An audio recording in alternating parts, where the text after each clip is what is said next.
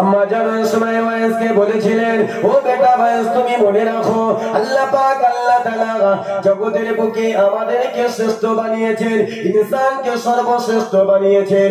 আল্লাহ পাক আল্লাহ তাআলা এই শ্রেষ্ঠ মানবকে পৃথিবীর জমিনে মখলুককে তার শ্রেষ্ঠ মখলুকাতকে না খাইয়ে রাখবে না বেটা। আল্লাহ পাক আল্লাহ তাআলা কোরআন মাজিদের ভিতরে জানিয়ে দিলেন, ওয়া মা মিন দাব্বাতিন ফিল আরদি ইল্লা আলাল্লাহি রিজকুহা। জগতের বুকে এমন কোন প্রাণী নাই, দুনিয়ার জমিনে এমন কোন মখলুকাত নাই যে মখলুকাতকে আল্লাহ পাক আল্লাহ তাআলার তরফ থেকে রিজিক পৌঁছায় না। জোরে বলুন সুবহানাল্লাহ।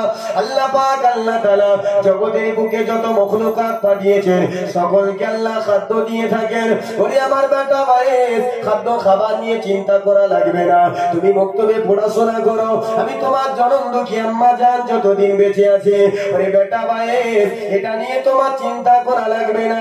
বেটা ভাই সাল কারণে সেদিনে আম্মাকে বলেছিলেন, মা ও আমার আম্মা জান, ও আমার আম্মা জান তুমি মনে রাখো আমি বেটা ভাই তোমাকে কাজে দিতে দেব না, আমি বেটা ভাই মানুষের দুয়ারে তোমাকে খাটতে দিতে দেব না। ও আমার আম্মা জান মানুষের বাড়ি কাজ করতে তোমাকে দেব না। ও আমার আম্মা জান, আমার আব্বা জান পৃথিবীর জমিন থেকে বিদায় নিয়েছেন, তবে আমার আব্বা জান যে দোকানটা চালাতো, তিনি যে কাপড়ের ব্যবসা করতো, মা যে দোকানটা তিনি চালাতো, ও আমার আম্মা জান, ও আমার আম্মা জান ওই দোকানটা আমি বেটা বয়সের কারণে আজ থেকে শুরু করে দেব। আম্মা জান বেটা বয়সকে বলেছিলেন, ও আমার বেটা বয়স তুমি যে ছোট্ট মানুষ দোকান চালাতে পারবে না, তুমি যে হিসাব ঠিক মতো করতে পারবে না বেটা। বেটা বয়সের কারণে আম্মাকে বলেছিলেন, ও আমার আম্মা জান, ও আমার আম্মা জান তোমার দোয়া যদি আমি বেটা বয়সের কারণের সঙ্গে থাকে মা, পৃথিবীর কোন হিসাব আমার জন্য আটকাবে না। জোরে বলুন সুবহানাল্লাহ। মায়ের দোয়া যদি আমার সঙ্গে থাকে মা, পৃথিবীর কোন হিসাব আমাকে আর গুলাবে না, আটকাবে না মা, পৃথিবীর কোন বাধা বিঘ্ন আমার কাছে টিকবে না। জোরে বলুন সুবহানাল্লাহ। ওরে দুনিয়াবাসী মনে রাখো বেটা বয়সাল কারণে সেদিনে আম্মাকে বলেছিলেন, মা তুমি আমার জন্য শুধু দোয়া করো, আপনি শুধু আমার জন্য দোয়া করুন মা, আমি আজ থেকে কাপড়ের ব্যবসা শুরু করে দেব। আম্মা জান বলেছিলেন, বেটা ও আমার বেটা ভাই তুমি যদি ব্যবসা করো, তোমার এই সময় পড়াশোনা করার সময় বাবা, তোমাকে লেখাপড়া করা লাগবে। ও বেটা ভাই তুমি ব্যবসা করা লাগবে না, আগে পড়াশোনা করো। আম্মাকে বলেছিলেন, মা ও আমার আম্মা জান আমি সকাল থেকে 10টা পর্যন্ত পড়াশোনা করব, তারপরে এসে আমি আমার আব্বা জানের ওই দোকানটা চালাতে শুরু করব, এই কাপড়ের ব্যবসা আমি করব। মা আম্মা জান ওই সময় অনুমতি দিলেন, কাপড় তিনি পুনরায় বিক্রি করতে শুরু করে দিলেন। প্রত্যেকদিন রাতের বেলা আম্মা জানের কাছে এসে বলে, মা এত টাকা দোকানদারি হয়েছে, এত টাকায় আমি কাপড় কিনেছি মা। আম্মা জান বেটাকে রাতের বেলা প্রত্যেকদিন সাজেশন দিয়ে যায়, কালকে সকাল বেলা এতটা কাপড় তুমি তুলবে। ওরে বেটা ভাই আমি তোমার আম্মা জান তোমাকে বলে দিলাম বাবা, তবে খবরদার লেখাপড়া তুমি ছেড়ো না। কেননা পৃথিবীর জমিনে আল্লাহ যে কিতাবটা আমাদের কাছে বানিয়েছেন পাঠিয়েছেন, আসমানি গ্রন্থ অনেকগুলো এসেছিল, তৌরাত এসেছিল, জবুর এসেছিল, ইনজিল এসেছিল, এর ভিতর থেকে সব থেকে আফজল সব থেকে শ্রেষ্ঠ কিতাব আমি আপনি পেয়েছি। এই কিতাবটার নাম কি বলেন? কি নাম? আল কোরআন। তো বাবা এই কোরআনের প্রথম ভাষা ছিল কি? প্রথম কথা ছিল কোরআনের কি? শ্রেষ্ঠ কিতাব পেয়েছি না, শ্রেষ্ঠ নবীর উম্মত হয়েছি, শ্রেষ্ঠ কিতাব পেয়েছি, তো শ্রেষ্ঠ কিতাবের প্রথম ভাষা ছিল কি? প্রথম কথা ছিল কি? ইকরা, এটাই ছিল না? ইকরা পড়ো। কি ছিল? ইকরা পড়ো। হে দুনিয়াবাসী মনে রাখো আল্লাহ পাক আল্লাহ তাআলা জগতের বুকে আমাদের কাছে যে কোরআন শরীফটা পাঠালেন, ওই কোরআন শরীফের সর্বপ্রথম ভাষা ছিল পড়ো।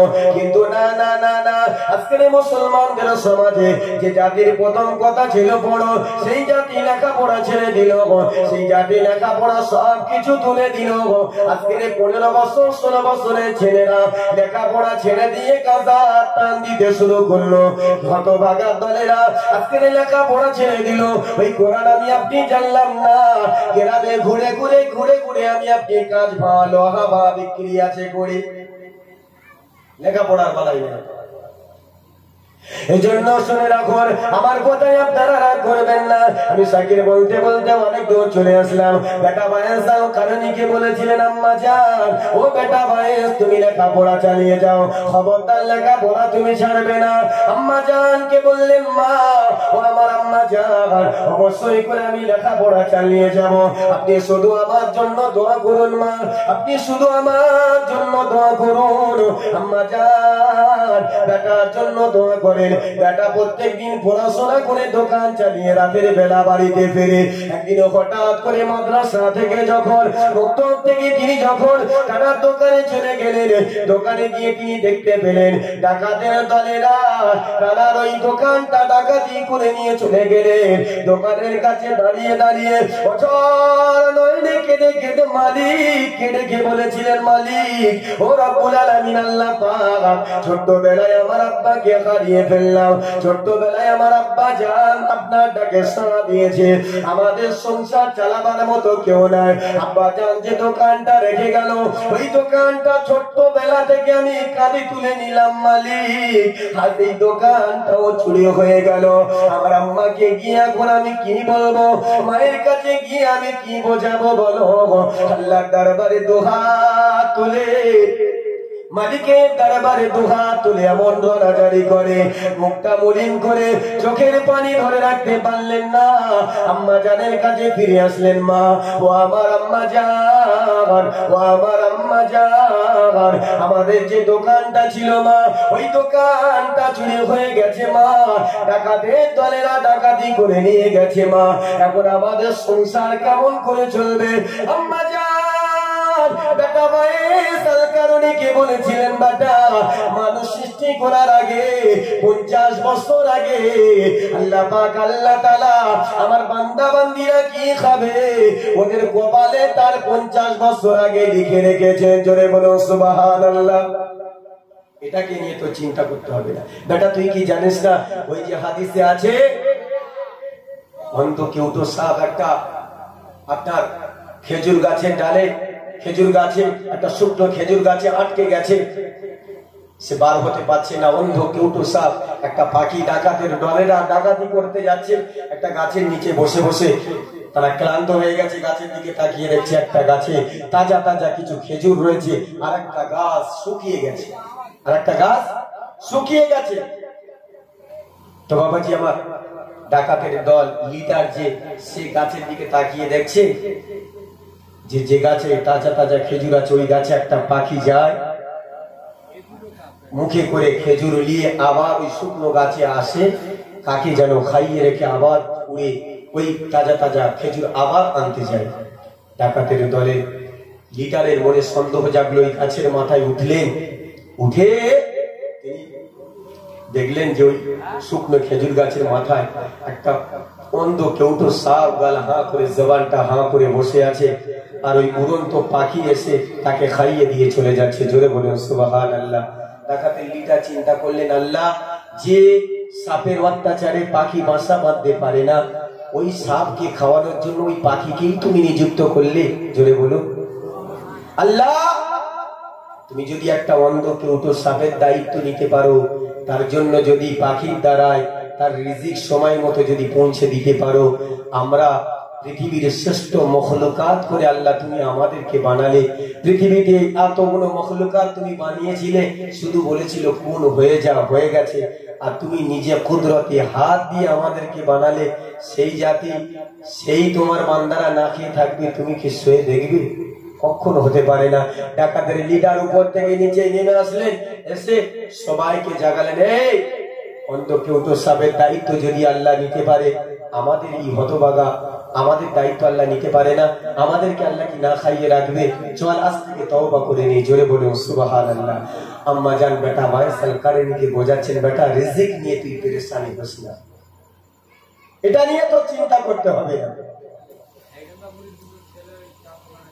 বাবা বুঝি কথা বললেন নি, আমার একটু অসুবিধা হয় বাবা, রাগ করবেন না, একটু চুপ থাকুন বাবা।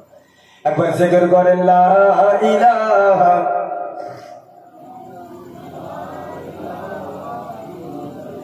লা ইলাহা ইল্লাল্লাহু।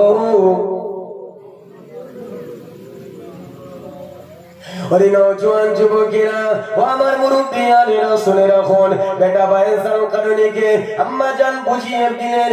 আম্মা জান ওই সময় বললেন, বেটা তুমি লেখাপড়া চালিয়ে যাও, আমি তোমার আম্মা জান একটা উপায় ঠিকই বার করে নেব। আম্মা জান একটা মনিবের বাড়িতে কাজ ঠিক করলেন। ওই মনিবের বাড়িতে সারাদিন তিনি যাতা ঘোরাবেন, বিনিময়ে একটা করে রুটি আর একটা করে খরমা পাবেন। ওই খরমা রুটিটা নিয়ে বাড়িতে আসেন। বেটা প্রত্যেকদিন মক্তবে পড়াশোনা করতে যায়। আম্মা জান বাড়িতে এসে চিন্তা করে, আল্লাহ আমি যদি একটা খরমা থেকে যদি হাফ খেয়ে নি, একটা রুটি থেকে যদি আমি মা আদাটা যদি খেয়ে নি, আমার বেটা আর ওই আদা রুটি মন ভরবে না, আমার বেটার পেট ভরবে না। না না না না রব্বুল আলামিন আল্লাহ, আমি জনম দুঃখী মা সারাদিন রোজা রাখবো, আর আমার বেটাটার জন্য ওই খরমা আর ওই রুটিটা আমার বেটাটার জন্য আমি মা রেখে দেব। জোরে বলো সুবহানাল্লাহ। বেটার জন্য রেখে দেব। আম্মা জান প্রত্যেক দিন রোজা রাখে, পানি খেয়ে রোজা রাখে। দিন যত গোড়ায় তত আম্মা জান শুকিয়ে যায়।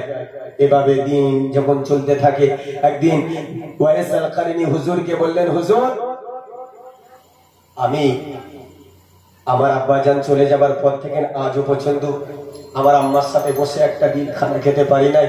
হুজুর আজকে আমাকে আগে একটু ছুটি দিয়ে দেন, আমার আম্মার সঙ্গে বসে আমি একটু খানা খাবো। হুজুর আবদারটা গ্রহণ করলেন, অনুমতি দিয়ে দিলেন। বাড়িতে আসলেন, আসার পরে আম্মাকে বলছেন, মা দাও খাবার দাও।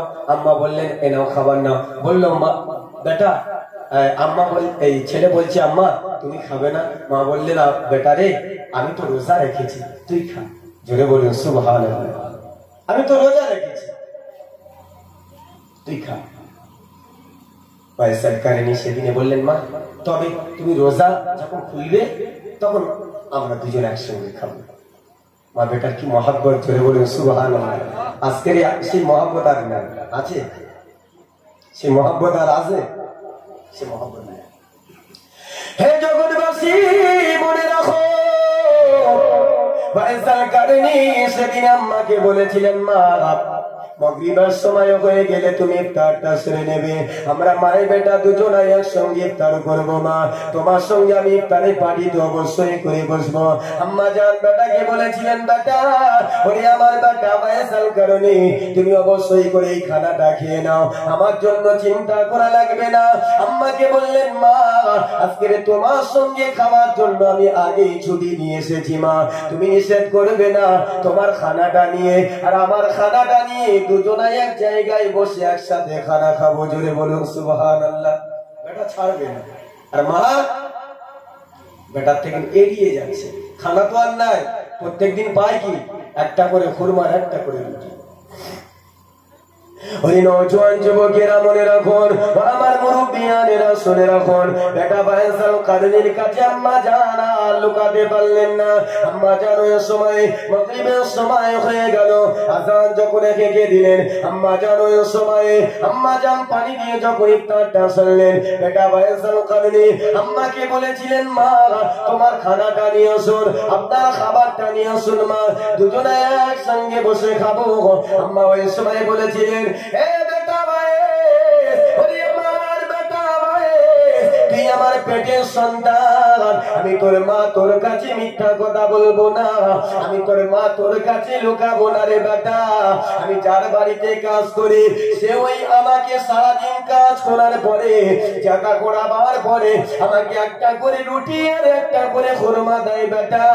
আমি চিন্তা করলাম আমি জনম দুঃখী মা, আমি মা যদি বলি একটা খুরমা রুটি যদি খেয়ে নি আমার বেটা বায়েস তো খেতে পারবে না আমার বেটা আবার যদি আমি হাফ খেয়ে নি বেটা ওই হাফ রুটিতে তোর পেটে ভরবে না এই জন্য আমি তোর জনম দুঃখী মা আমি সেদিন থেকে আজ পর্যন্ত আমি সারাদিন রোজা রাখি বেটা সন্ধ্যাবেলা আমি পানি দিয়ে ইফতারটা সেরে নিয়ে চলে বলো সুবহানাল্লাহ বললেন মা তুমি আমার জন্য এত ভালোবাসো আবার চলে গেলেন বললেন মা তুমি কাল সকালবেলা আমি মক্তবে যাব না তোমার সঙ্গে তোমার গরিবের বাড়িতে যাব তোমার গরিবের বাড়িতে গিয়ে আমি বলবো যে কাল থেকে যেন আমাদের মায়ের বেটার জন্য দুটো করে রুটি দেয় কটা করে দুটো করে যেন রুটি দেয় ওরে নওজোয়ান যুবকেরা ও আমার মুরব্বিয়ানেরা শুনে রাখুন পরের দিন সকালবেলা ওয়াইজাল কারণে আম্মা জানকে নিয়ে যখন ওই মনিবের বাড়িতে চলে গেলেন মনিবের বাড়িতে গিয়ে মনিবকে ডাক দিয়ে বললেন হুজুর আমাদের মায়ের বেটায় যে আপনি একটা করে খুরমা আর একটা করে যে রুটি দেন আমাদের মায়ের বেটার পেট ভরে না আমাদের মায়ের বেটার দিকে একটু দয়া করুন আপনি যদি দয়া করে আমাদেরকে কাল থেকে যদি আজ থেকে আপনি দুটো করে রুটি দিতে পারেন আমার আম্মা জান আপনার কাছে কাল থেকে আবার কাজে আসবে আমাদের প্রতি আপনি একটু দয়া করুন গরিব এতটা নিষ্ঠুর এতটা কঠোর ছিল গরিব ওই সময় ওয়াইসাল কারণীকে বলেছিলেন হে ওয়াইসাল কারণী তোমার মাকে যদি পাঠাতে চাও তো পাঠাও আমি মনিব ওই একটা রুটি আর একটা খুরমার বেশি দিতে পারবো না আম্মা জানেরা হাত দুখানা ধরে বলেছিলেন মা ও আমার আম্মা জান ও আমার আম্মা জান তোমার গরিবের বাড়িতে কাজ করা লাগবে না মা চলো চলো মা তোমার গরিবের বাড়িতে কাজ করা লাগবে না ও আমার আম্মা জান আমি বেটা ওয়াইসাল কারণী জানিয়ে দিলাম মা যে দোকানটা বাজার রেখে গেছে ওই দোকানটা আমি বিক্রি করে দেব মা ওই দোকানটা আমি রাখবো না ও আমার আম্মা জান আমার আব্বা জান যে বাড়িটা রেখে গেছে ওই বাড়িটা আমি বিক্রি করে দেব মা ও আমার আম্মা জান আপনি শুধু একবার আমাকে অনুমতি দিন আমি এই বাড়িটা রাখবো না মা আমি ওই বাড়িটা বিক্রি করে দেব ওই দোকানটা বিক্রি করে দেব আম্মা জানের সময় বেটা ওয়াইসাল কারণীকে বলেছিলেন হে বেটা ওয়াইসাল কারণী ওরে বেটা প্রচন্ড বর্ষার দিনে কোথায় গিয়ে দাঁড়াবি আর বাড়িতে গিয়ে আশ্রয় নিবি রে বেটা যদি বাড়ি তুই বিক্রি করে দিস আরে বেটা প্রচন্ড গরমের দিনে কোথায় গিয়ে কার বাড়িতে গিয়ে আশ্রয় নেব বল হে বেটা তুই প্রচন্ড শীতের দিনে কার বাড়িতে গিয়ে আশ্রয় নিবি বল আরে বেটা খবরদার খবরদার এর আগের বছর তো এমন সিদ্ধান্ত নিস না বেটা ওয়াইসাল কারণী কোনো কথা শুনলেন না আম্মাকে বলেছিলেন মা ও আমার আম্মা জান ওরে আমার আম্মা জান একবার শুধু আপনি আমাকে অনুমতি ঢোকা দিন আপনি শুধু আমাকে অনুমতি দিন আম্মা জান অনুমতি দিয়ে দিলেন ওই দোকানটা তিনি বিক্রি করে দিলেন বাড়িটাও বিক্রি করে দিলেন আম্মা বেটা কি করবে বুঝতে পারছে না এমন সময় বেটা যে টাকাটা হয়েছে ওই টাকাটা নিয়ে বাজারে গেলেন বাজারে গিয়ে একটা সুন্দর দেখে বকরি কিনলেন যে বকরিটার স্তনে দুধ রয়েছে এমন একটা বকরি নিয়ে বাড়িতে চলে আসলেন আম্মা জানকে ডেকে বলেছিলেন ও আমার আম্মা জান ও আমার আম্মা জান চলো চলো চলো আমরা এই জমিনে আর থাকবো না এই গ্রামের শহরে আর থাকবো না মা ও আমার আম্মা জান যে গ্রামের মানুষেরা বস্ত্রহীনকে বস্ত্র দিতে পারে না ক্ষুধার্ত ব্যক্তিকে খাবার দিতে পারে না মা ওই গ্রামে ওই শহরে ওই নগরে থাকবো না মা চলো চলো মা যে গ্রামের মানুষেরা অভাবগ্রস্ত মানুষের পাশে এসে দাঁড়াতে পারে না ও আমার আম্মা জান ওই গ্রামে থাকবো না মা চলো চলো আমরা জঙ্গলে চলে যাব যে মালিক এই পৃথিবীর জমিনে আমাদেরকে ইবাদত করার জন্য পাঠিয়েছে জঙ্গলে গিয়ে মায়ের বেটা ইবাদতে মশগুল হয়ে যাব ওরে আমার আম্মা জান যেখানে কোনো মানুষের দেখা মিলবে না, যেখানে কোনো মানুষ থাকবে না, শুধুমাত্র আল্লাহর ইবাদতে মশগুল হয়ে থাকবো। মা সারাদিন আমরা মাই বেটা রোজা রাখবো, সন্ধ্যাবেলা এই বকরির স্তনে দুধ দহন করে আমরা মাই বেটা দুজনা ইফতার সেরে নেব। জোরে বলুন।